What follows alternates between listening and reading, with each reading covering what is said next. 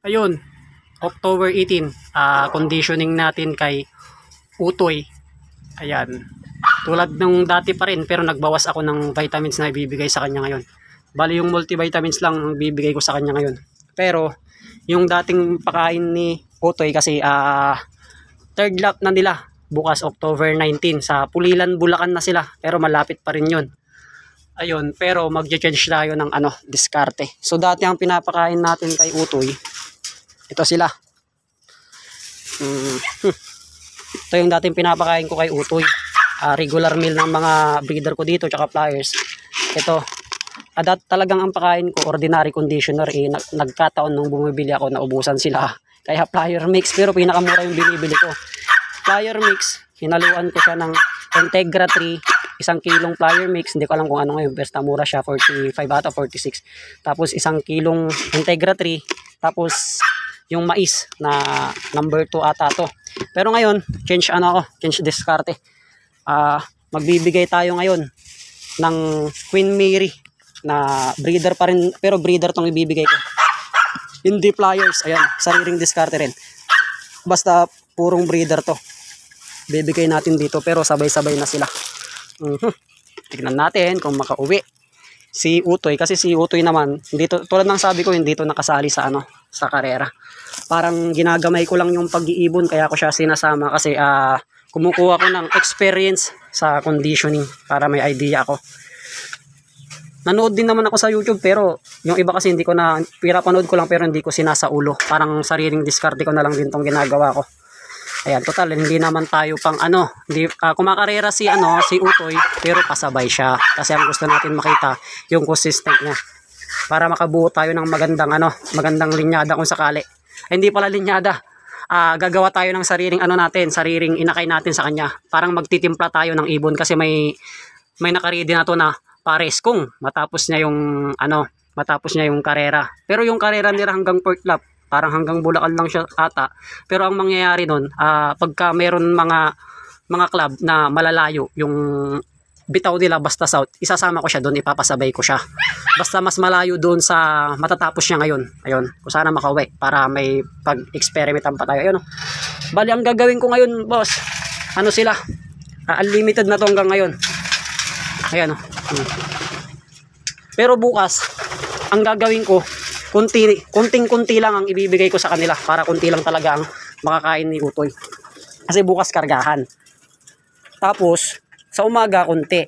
Pero hapon, doon ako magbibigay ng maraming nila patuka hanggang magsawa sila. Para pati si Utoy magsawa siya. Para pag kinarga ko siya bukas, October 19, Saturday, ang release nila, Pulilan, Bulacan, Sunday, para Friday ng basketing, yung kanyang butche is marami siyang karga. Kumbaga marami siyang gasolina. Ayan. Ayan si Utoy. Dito muna tayo, lumayo muna tayo para makakain si Utoy. Ayan siya. Ayan. Kasi may paris na to Hindi, pakita ko lang ha. Nakaabang na yung paris nito. Pagod food finisher siya kung sakaling makatapos to. Gusto ko lang naman talaga gumawa ko ng sariling diskarte ko sa pag-ibon, o kumbaga sariling linyada na nila. Kumbaga gagawa tayo ng bagong line kasi unknown line unknown line ito si Utoy. Pero yung partner niya, siya, may pasok ng Reso tsaka Manila Bird. Galing siya sa Sampabian. Direct na nakuha natin kay Sir Mario Tercero. Yan, shout out kay Sir Mario Tercero. Yung siya, bali siya po yung anti-lambat sa South, sa Sampabian. Ayan, hawak ata sila ng PHA. Ayun, si Sir Mario. Shout out Sir Mario, thank you sa hen na binigay mo. Ito yung magiging paris ni Utoy. Kung makatapos siya. Ayan, kasi pag nakatapos siya, hindi pa natin siya i-breed. Maghahanap pa tayo ng malayo-layo. Ito. Pakita natin. Direct ito na na-acquire natin kay Sir Mario, pero sapat lang ho yung pinagbili natin dito.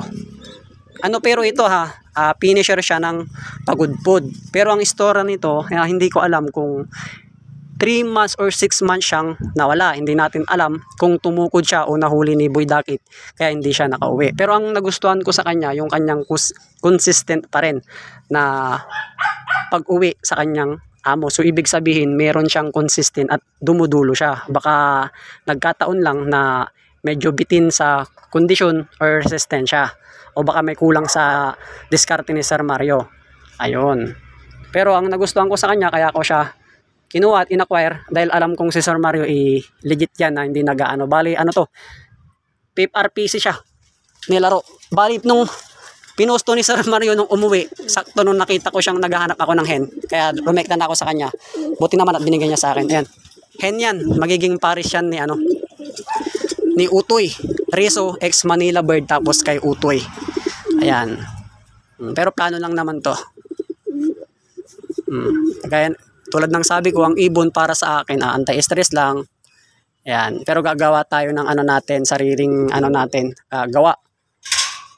Tatawagin natin ano, Utoy line. Ayan. Pero ano line pa rin, guys. Tatawagin lang natin na Utoy line. Plano lang naman ito. Ito babaklasin ko na pagka nakatapos si Utoy. Pag nakatapos siya ng karera. Ayan, ito yan yung magiging pares niya. Magiging ang kagandahan, yung pares niya,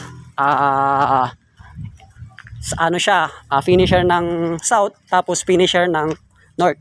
South yung north yung babae, pagudpud finisher, tapos si Utoy, ano naman siya, finisher ng south. Ayan, pero plano lang to, guys. Ayan, oh. Kung makauwi siya, pero pag di siya makauwi, alam nyo na, pagka Sunday wala tayong tuloy, nagsawa na sila. Balik Queen Mary kalapatid sana, kaso nga lang sa pinagbibilang ko naubusan sila. Kaya Queen Mary na lang, guys. Pabago tayo ng diskarte. Yan, tsaka magsusubo na tayo ng isang multivitamins lang. Dog lang sinabi ko, ayaw kong durugin sa vitamins at lalo't pasabay lang to.